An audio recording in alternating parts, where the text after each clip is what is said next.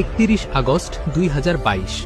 এই স্বপ্নে আমি কিছু মানুষের মধ্যে ছিলাম যারা আমার কথা শুনছিল এবং আমার স্বপ্নগুলো সম্পর্কে প্রশ্ন করছিল।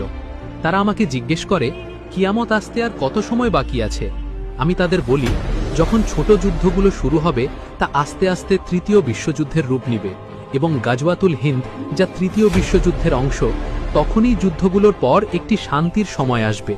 যুদ্ধগুলো প্রায় 4 বছর স্থায়ী হবে আর এরপরের শান্তির যুগ হবে 7 বছর।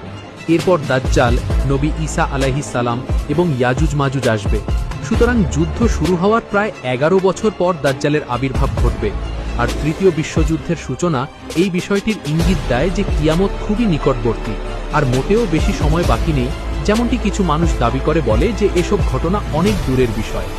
এরপর কেউ একজন আমাকে জিজ্ঞেস করে, এই যুদ্ধগুলোতে কত মানুষ মারা যাবে?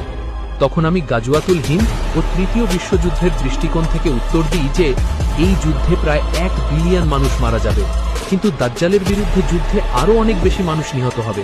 প্রায় 2 বা 2.5 বিলিয়ন মানুষ মারা যাবে এবং তাদের অধিকাংশই হবে মুসলমান। এখানেই স্বপ্নটির সমাপ্তি।